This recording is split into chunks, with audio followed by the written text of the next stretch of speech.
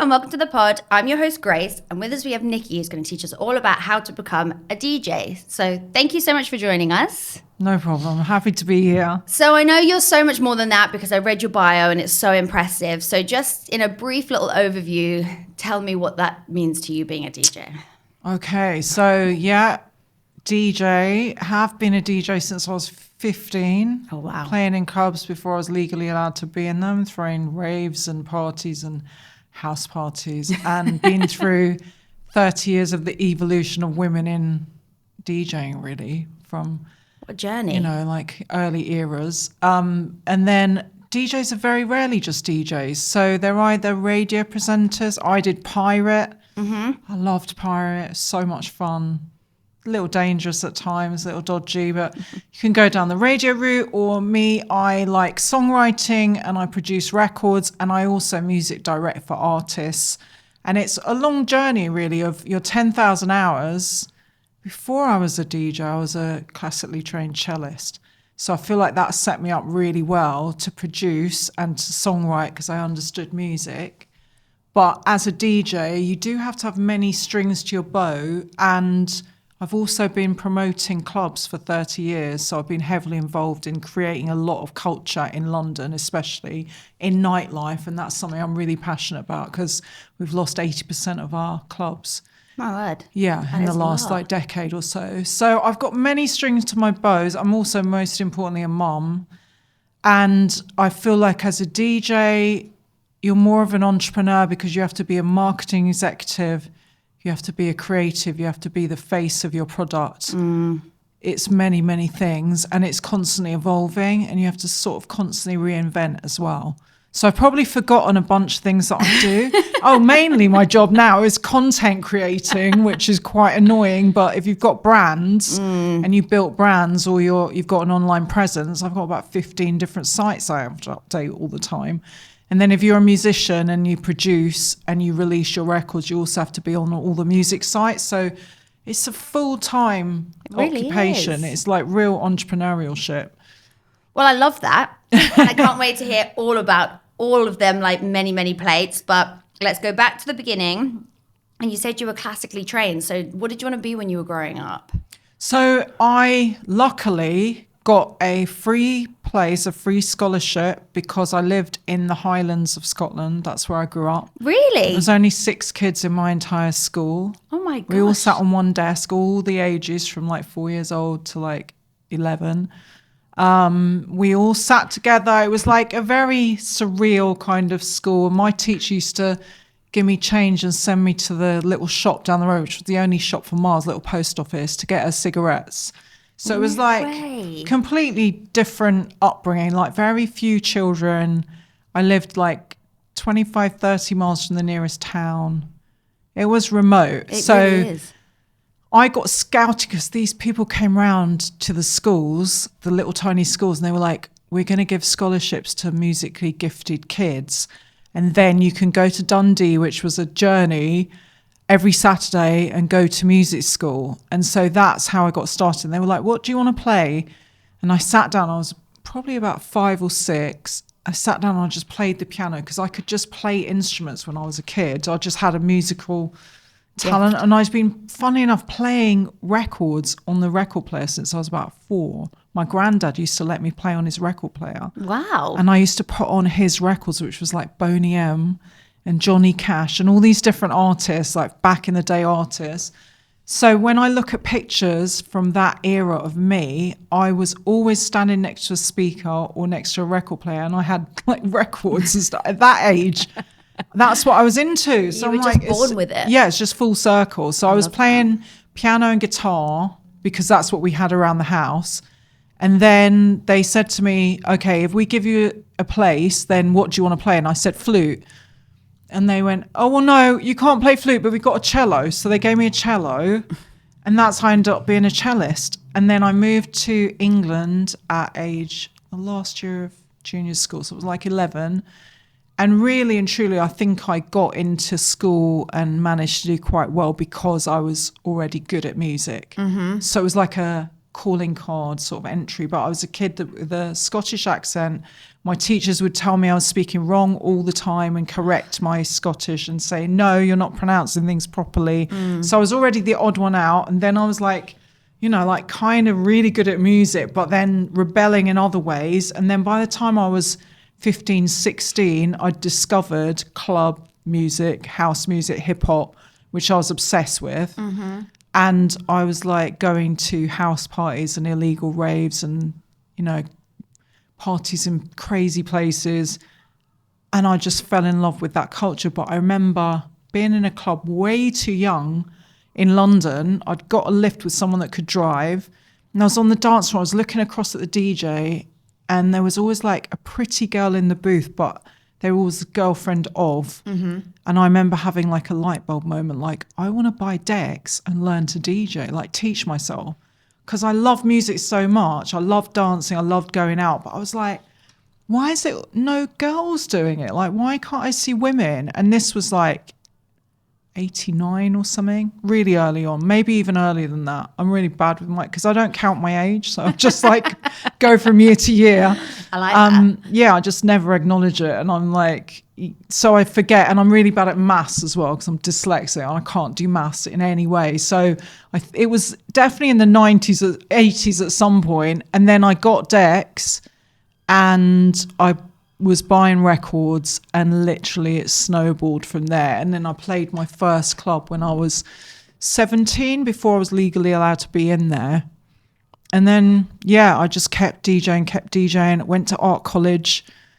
Instead of going to art college, I was throwing raves all the time. So what made in London, in clubs, all the time. Lived in Ministry of Sound and all these other places. Lived in there, though, like all the time. What made you do art then if you were so into music? Because I'd already done music. So I was like grade 7, 8 when I was 14 or 15.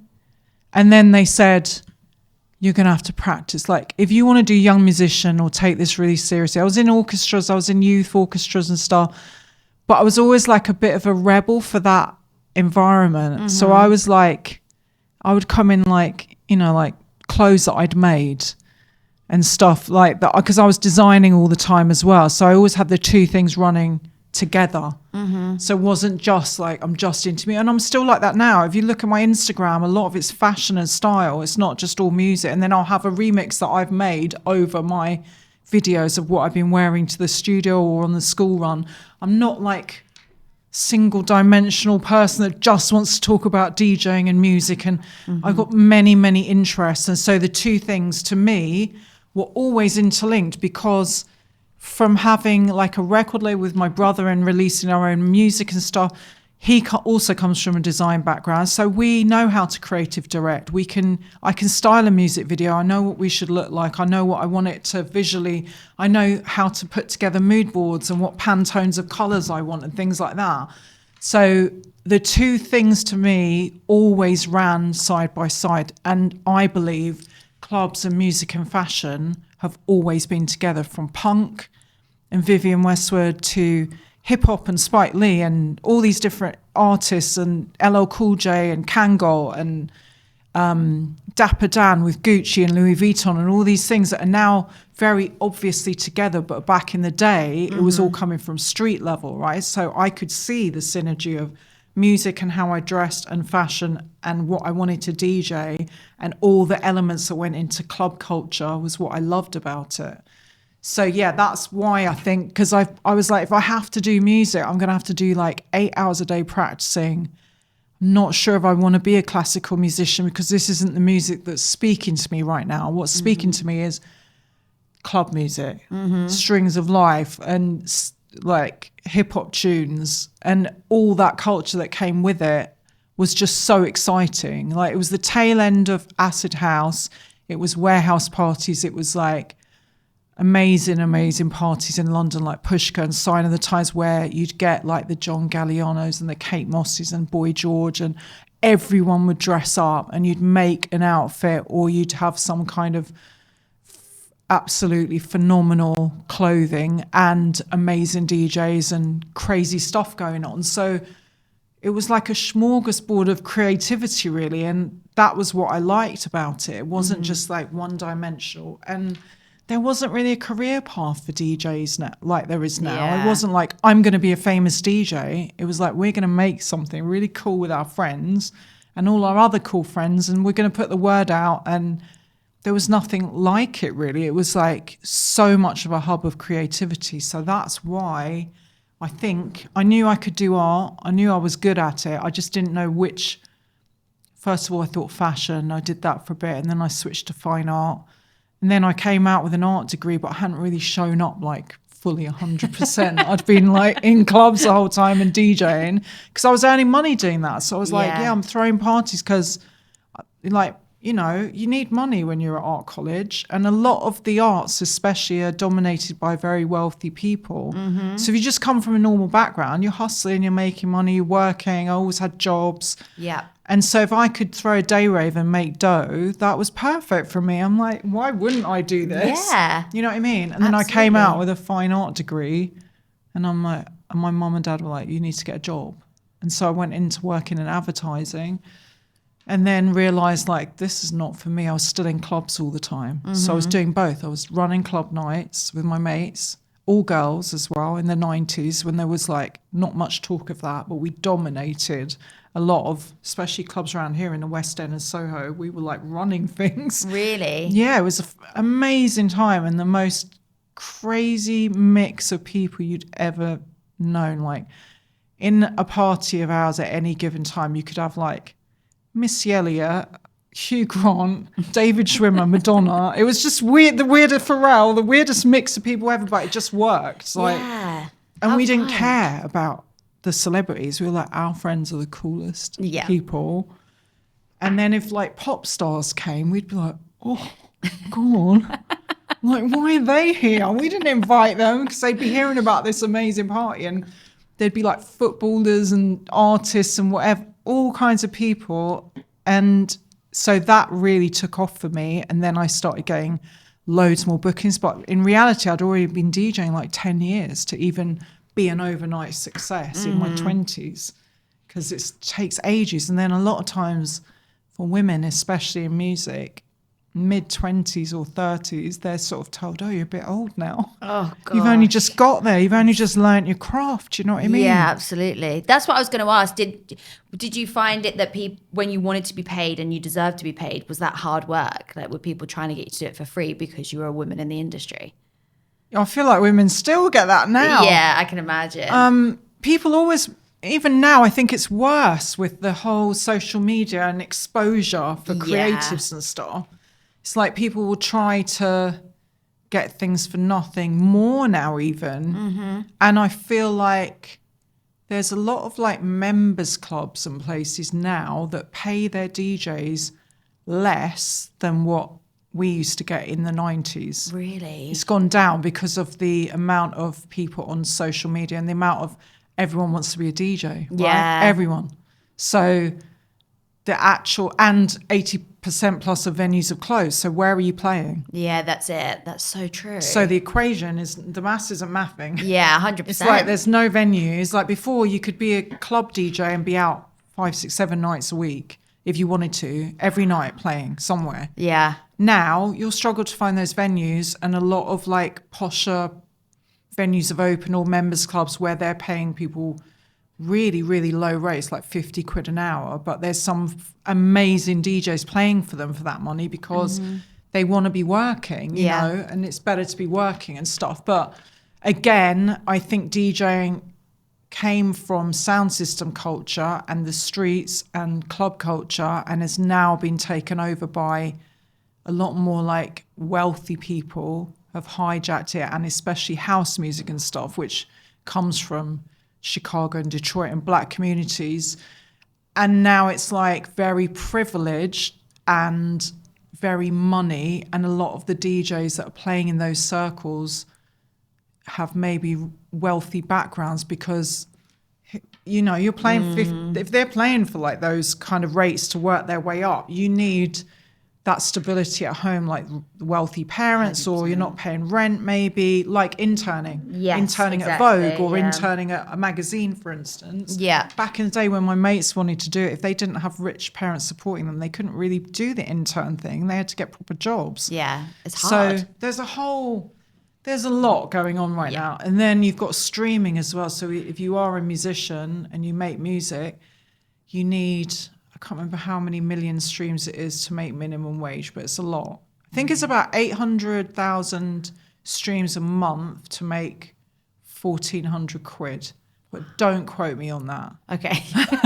Because I was trying to find, someone's quoted that it was 4 million a month to make minimum wage, but I think that might have been in dollars.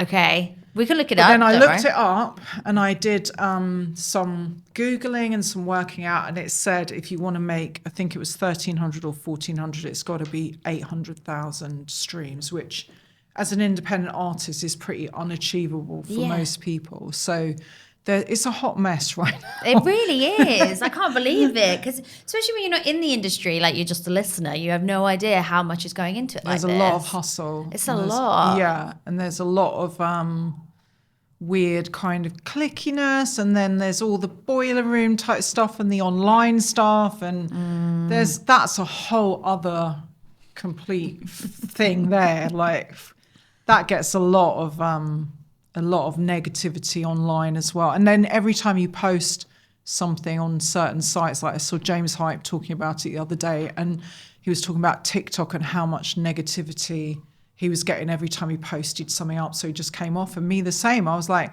every time I posted a video on there, I would get like so many weird misogynistic comments about how's she doing that without headphones, or she hasn't plugged that cable in, and I'm like, I'm 30 years deep in this, and I went through this for real in the 90s with guys doing this in actual DJ booths. Yeah. I was like, oh, I can't be arsed with this. It's like too much hassle. Like, so I'm more on Instagram, but I've got YouTube, I've got all of them, but it's just sometimes for your own mental health. But then James Hype was like, he replied to my comment, he was like, I know it's a lot, you've got to ignore them and block them out. Because then I went back on there and I've like started to make a community and things have started to go well and blah, blah, blah. So yeah, he gave me a bit of inspo. So there's are really nice people as well. Yeah. But there's a whole, like, the quote from Hunter S. Thompson is quite correct, and I can't do it immaculately, but it's something about how negative,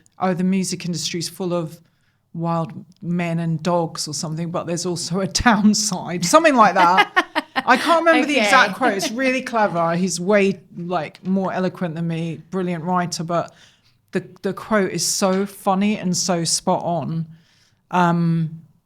But yeah, you just have to be it has to be like your plan A. You can't really have a plan. And I'm a creative through and through. So it's like art or music. So I have to figure it out, basically. Yeah. But if there's other things that you want to do and you just want to DJ on the side, by all means, or you want to learn to DJ, but doing it as a career and as a woman, and I'm still seeing in 2026 many, many, many people talking about getting assaulted and misogyny and this and that. And like, I'm like, oh my God, we're still here and not equal lineups. And apparently it's gone backwards since it hit its peak around 2019, 2020, where there was more equality in lineup, and now it's gone backwards again. And we're still talking about female DJs and Women's Day doing a female lineup. And I'm like, oh my God, we're still here. It's mental, isn't it? What the hell? It's scary. Yeah, for sure. It's really, When you were in advertising, you're like, this isn't for me. How did you make that leap to do it full time? Yeah, so my very first job, this is quite fun and interesting. It was for the Sun newspaper. Really? Yeah, doing advertising there. And that was like a baptism of fire. I was on a mainly male team selling classified ads, not the display ads, which are like the big ads on a page. And you are banging it out, and the totals and the targets are daily. They measure how long you're on the phone for. You got to sell. The C word is like thrown out every 30 seconds. if you're not doing well, they're like on your case. You can't have any sick days. Like, it was a baptism of fire and one of the most high pressured places I've ever experienced. Yeah. And not as many women, but funnily enough, my two bosses there were both women, but they were the toughest women. Really? Like, they were so tough and so scary. Yeah. But then I ended up being good friends with both of them, and then they sort of followed my DJ career for a while and stuff. Really? Yeah, but it was like hardcore. And then from there, I went to work at Creative Review. Mm-hmm. So I worked there for about maybe a year or so, but I was like, I always had my eye on what I wanted to be doing. I was always DJing. Mm-hmm. But then I started running like weekly club nights with my friends and going to work. So I was doing both. And then I made a side set. I worked at a few different publications and I was doing sponsorship and advertising then. I wasn't just selling advertising space. So I learned how to do deals in sponsorship, which has become really important for me because as an artist and as a creative, I've done actual campaigns where I've been the face of it. Mm-hmm. And I understood, like, you've got to honour your contract. I knew how to put that together. I knew what a sponsorship should look like. And so now I've got my own brands. I know how to approach brands, go to meetings, close deals. Yeah. You know about USPs and things like that, like just dealing in that corporate thing, even though I haven't done it for ages. Yeah. I understand that because I did it for a while, you know? Isn't that lucky? Yeah, well, maybe it's, I don't know. The universe. Yeah. But it's like, for saying you didn't want to go into like that kind of industry, it's really helped you progress in what you do want to do. Yeah, because the thing is, I think everyone at school should have business lessons from like when you're 11, 12. Tax, bank accounts, all of this stuff that no one taught us, mortgages, all these different things. Everyone should have to learn it. Definitely. Like maybe instead of RE. Yeah. Just put in business instead. Yeah, because it's like all life stuff that we have to know. Every single walk of life. Yeah. And also, so the UK, I think, hasn't got that many industries left, right? And our creative industry is so good, but we don't get the support. Like Nightlife, for instance, all these places closing, they're not getting the support they need. And we generate billions and billions, but we're not really like taken as seriously as some other industries. And I feel like a lot of industry is not based in the UK now. So we're like service industry based. But if you have a whole new generation of entrepreneurs that are taught in school from very young, 11, 12, how to handle this stuff and how to pitch and how to put together presentations and, you know, like use AI in the right way and things like this. That's what I'm always teaching my son. I'm always like, yeah, go on YouTube, learn from this. Look at this entrepreneur. Let's watch Mr. Beast. He's done this on his own. Like he's watching all this. And I'm like, this is what you're going to have to, if you don't want to go to work for someone. Yeah. You are going to have to find that niche and do something yourself. So I feel like British people could be phenomenal at starting all these entrepreneurial things. And they do, but a lot of them are already quite well connected or, you know, have certain advantages. But there's a whole heap of people out there that could be starting whole new industries.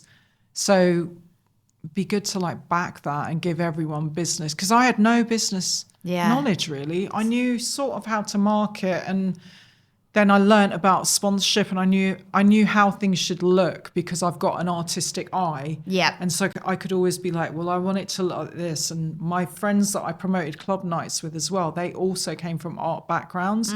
So we would always make flyers look amazing and make the club pop, and we could make things look really cool. Yeah. Without really much effort. You know what I mean? Because that was our background. Yeah.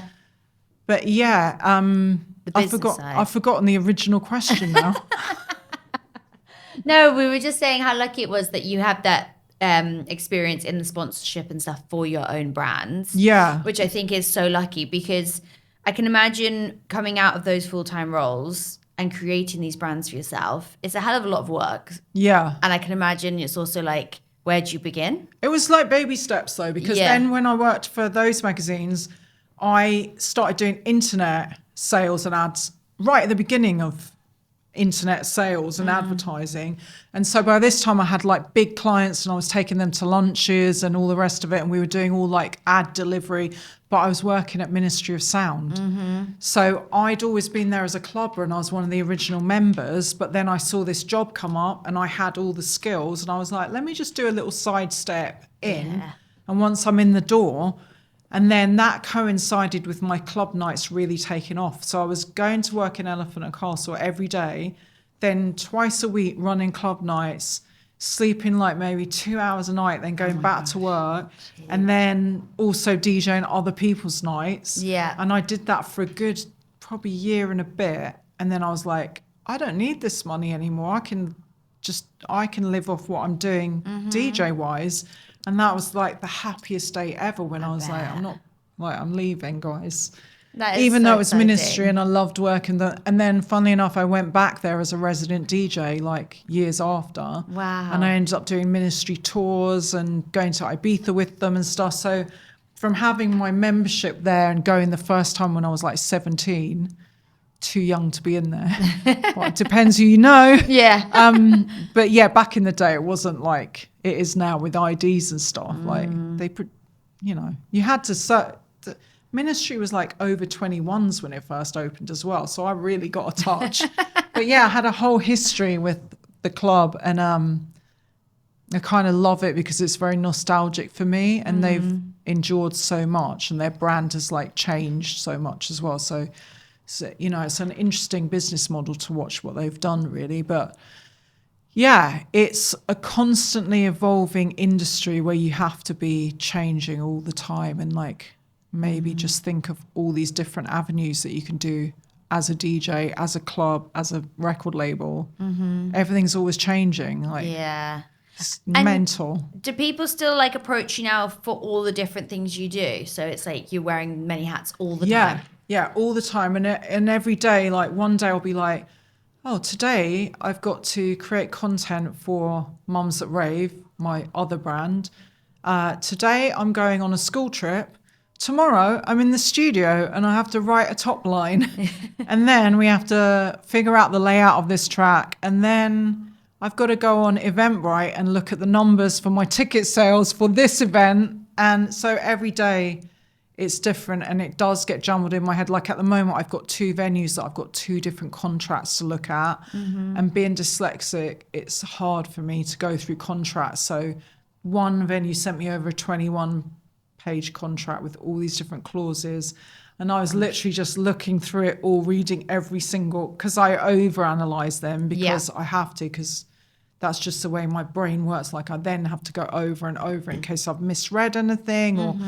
So yeah, every day's different. And then when I'm doing music directing or putting together shows for artists, because I've done that for years and years as well, and also music directed fashion shows and done music and production for like all sorts of different events, then that's a whole different ball game again. And you got a different hat on. So yeah, in a way, I think I'm quite good at switching hats because I'm a mum, because I'm like, now I've got 5 hours to write this song. Yeah. So I'm not like, oh, let's get whimsical and get in the mood. What's my motivation? I'm like, okay, yeah, I'm going to write it, play the tune, I'm going to bang it out. Like, that's how I do it. Amazing. Like, I'm just like, let's go. Yeah. You're efficient with your time. Yeah. Well, I don't know. I try.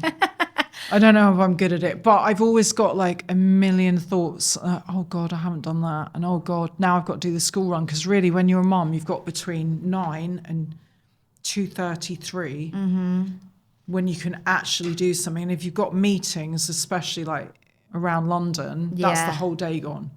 So, you've got to get back for the school run. You can't be late for that. You can't just be like, oh, can someone else get my kid? You know what I mean? So if I'm doing studio, for instance, I can't do any school runs because I just won't. Studio could run 10, 15 hours and you can't just be like, oh, I've got to go now. And that's you making music? Yeah. Your own music and releasing that? Wow. Yeah. That is so cool. You can't just be like that. Then I have to really get babysitters or I have to get, my partner has to be at home, but he's an actor and he goes away to film all the time. So my word, for 4 years, he's been away most of the time. Jeez. Well, actually longer than that because he was on tour before that when Harley was little. So he'd be on tour and then he'd come back and I'd go, okay, I'm off on tour with Khalees now. So yeah, Khalees and I have worked together like 20 something years now, and I put together a lot of her shows as well, and do like, you know, all the create. She'll be like, I want it to be like 90s Little Kim meets Galliano from that era, and I'm like, okay, yeah, I got you.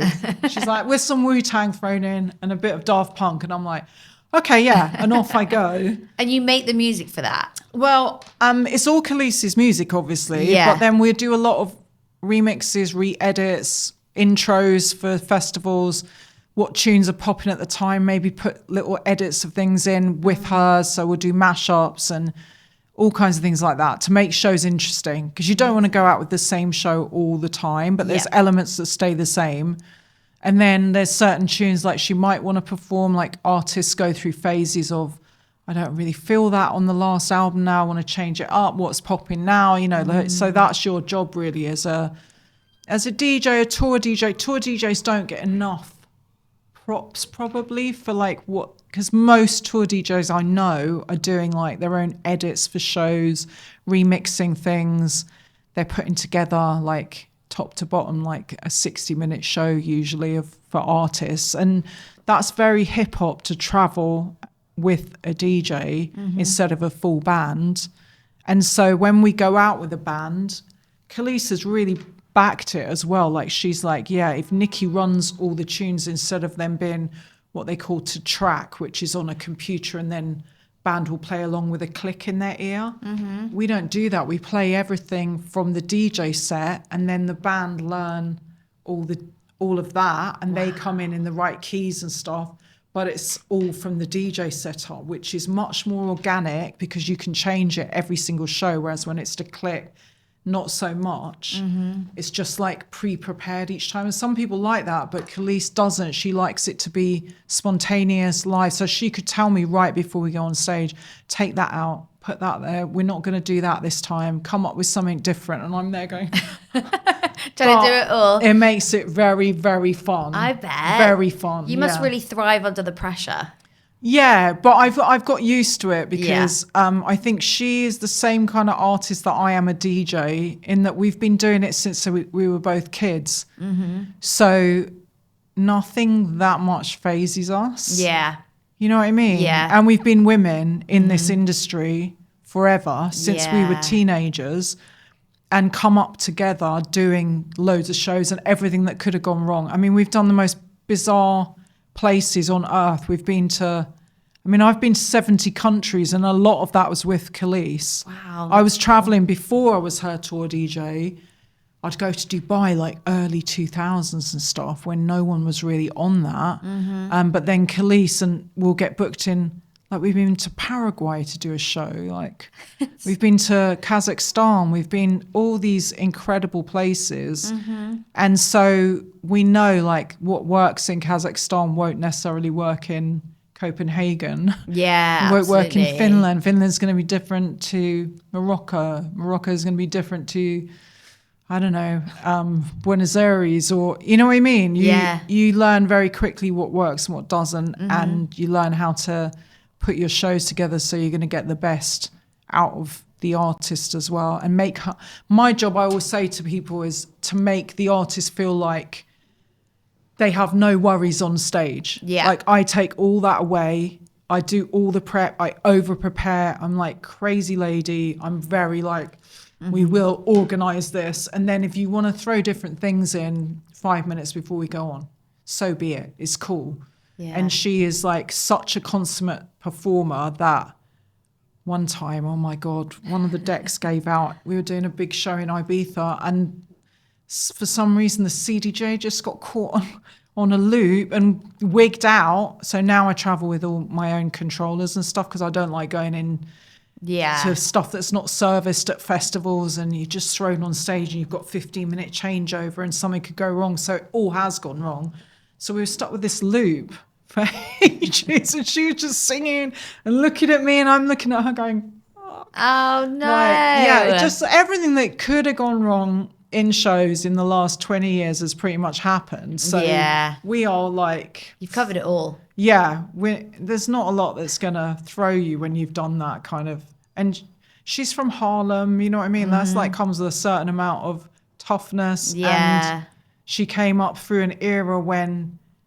Yeah, there was so much stuff going on, especially in R&B and hip hop, and I did as well. So we just understand that shorthand with each other and the same musical influences and stuff. Even though I'm from the Highlands of Scotland and she's from, people are always like, "How are you two friends?" Like they can't work it out.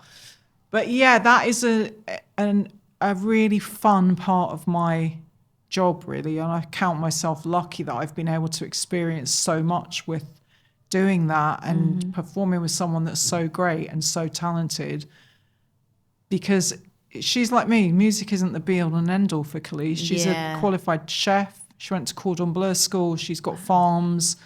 She's like, we don't sit down and talk about music unless it's 5 minutes before the show. Like we're just like doing other things. She's a mum. She's got 3 kids. She's also very interested in fashion and art and like multicultural, basically. So I count myself lucky that I have artists like that I can work with. Yeah, 100%. You know what I mean? It aligns with you so much. Yeah. It's perfect. It's been amazing. Yeah. An amazing time. It sounds incredible. I do want to ask about the Mums That Rave brand that you started. Well, I love that. So how did that come about?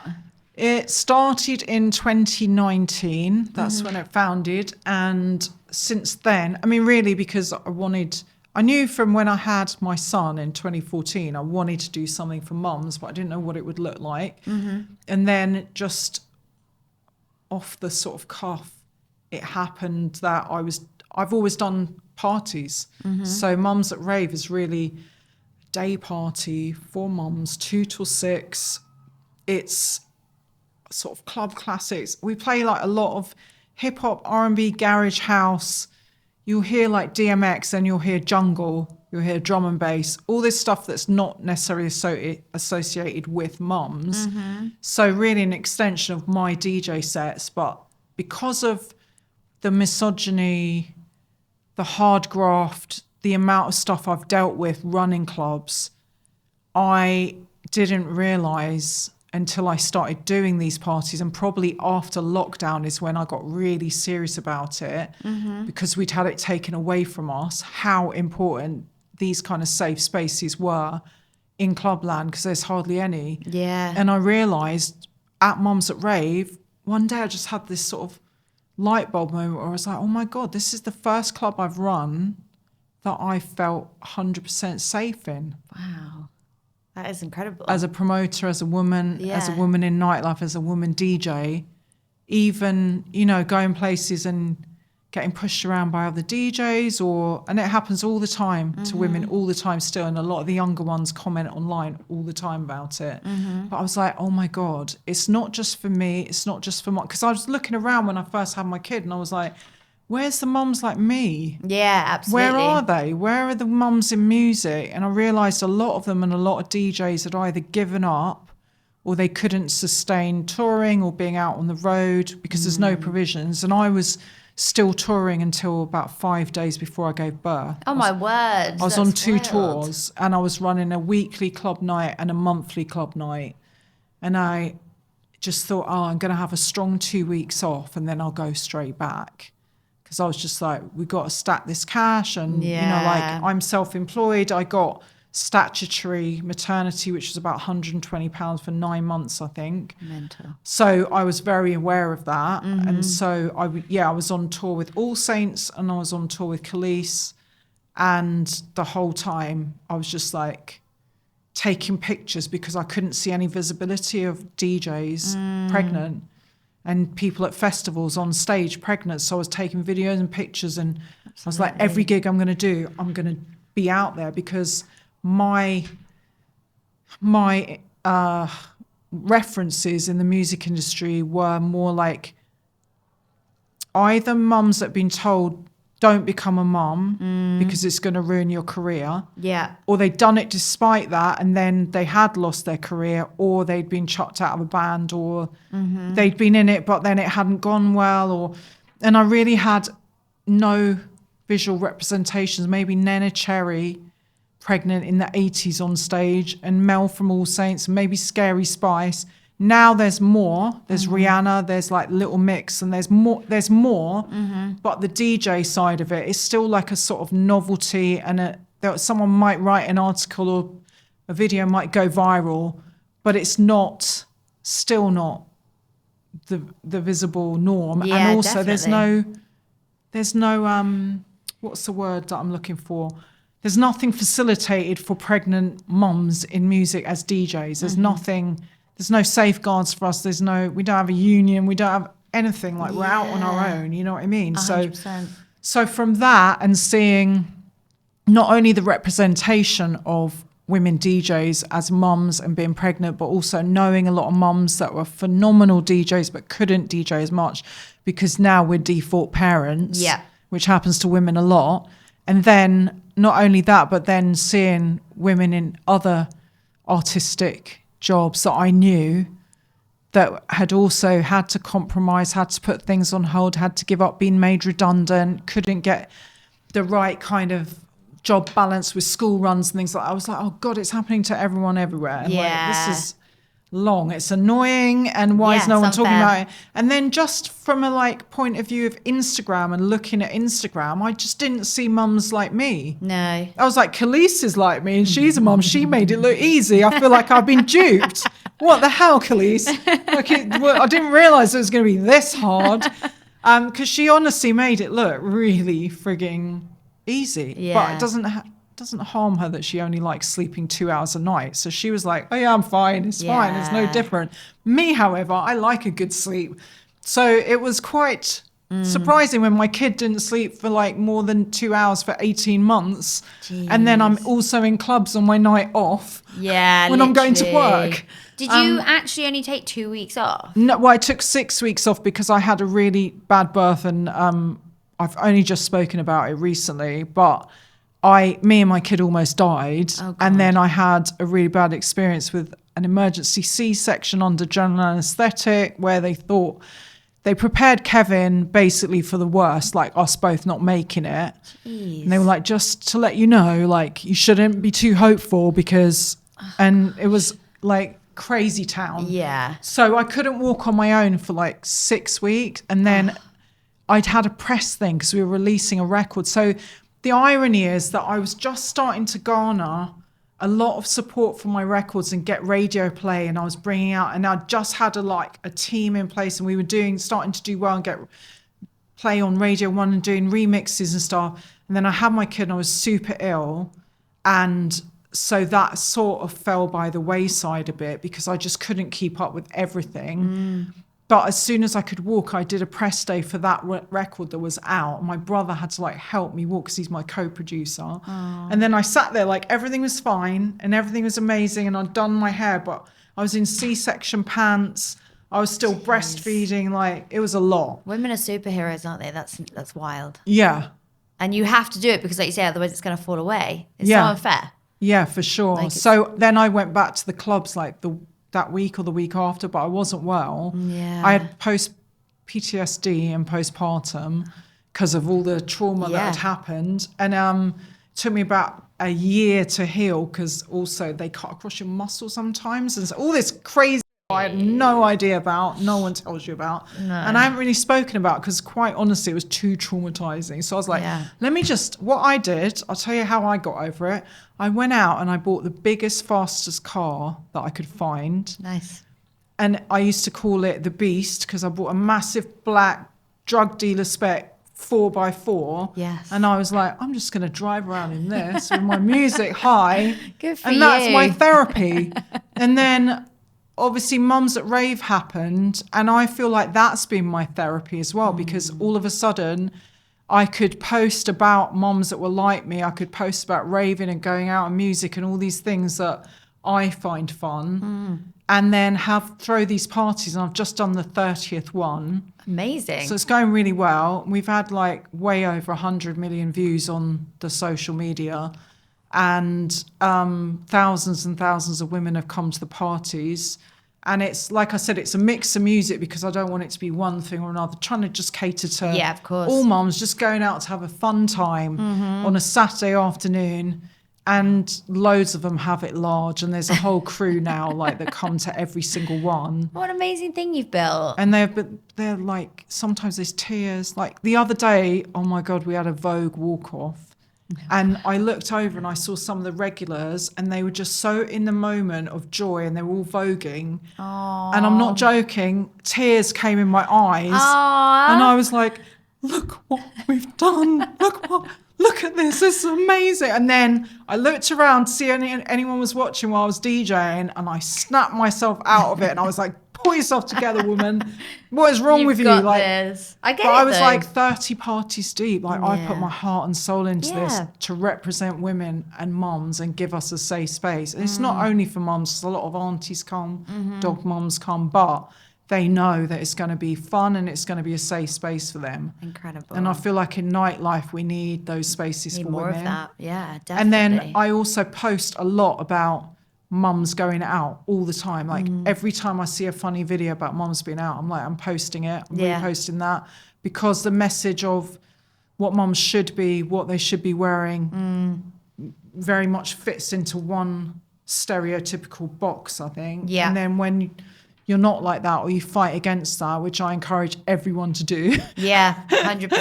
Totally agree. And still follow your dreams if you can, because it's hard. But yeah, I post about stuff like that, like just raving is rebellion. Raving's always been rebellion. It's always been about people meeting. That's why they don't like us meeting up and playing loud music. And we can't do it in public in this country because, you know, things might happen from that. Yeah, absolutely. And then there might be a revolution if we have too much fun. Yeah, literally. It's such a good point. I know you have a million things going on, but what is your goal? What is your dream for the future? Oh, gosh, that's so hard. Or do you just live day to day and you're like... Well, when you're a mum, you can plan all you want, but then your kid might get measles, and then your whole week of work, or chickenpox or something, your whole week that's planned out is up the spout, and you're looking after them, or norovirus, which happened to me not long ago, or like, you know, all these different things, and they're little germ machines. They go to school and touch everything. So you can plan all you like, but that doesn't. If you've got no immediate help around you, I do have my mother-in-law, but I try and use her for like gigs and things. Very, you know, Definitely. not all the time. Yeah, because I feel like it's not her job to do that. But yeah, it's a difficult one. My goals really are to take Mums That Rave all over the world, because I get asked to bring it everywhere. Yeah. To have more records out and to be producing for a lot of other people, because like I said, I put that on hold for a long time, because just as that was burgeoning for us, I had my kid, and then when you're doing promo or making records, you've got to be out there all the time. And like if you want to tour and stuff, and touring's become a lot harder, and then we had COVID as well. So all these factors, but I'd love to have like more records out and be producing for a lot of different artists here and in America. And Ibiza. I would love to just live in Ibiza, to be honest, at this point. My friends managed it. One of my besties that I ran club nights with, she figured it out. She was like, I'm off. And she lives in Ibiza, right in the most beautiful Spanish part of Ibiza town. Oh, nice. She's just living her best life. I don't know how she did it, but she did it. She did it. So it's possible. Yeah. And then my other friends, you know, like I've got friends all over the place, LA, New York, they're all everywhere from meeting in clubs. Like I met my husband in a club. Aww. My kids here because of music in a club. All my besties I met in clubs. So, yeah, that's another thing, is that the more I can speak up on nightlife and the erosion of it, I feel like it's really our responsibility to save it. Yeah. Because so much culture comes from that in the UK, and we used to lead the world in it, and now it's being quite purposely eroded down. And where are the new kids? Like new genres, new bands, new entrepreneurs from music, where are they going to come from if there's no clubs for them to practice?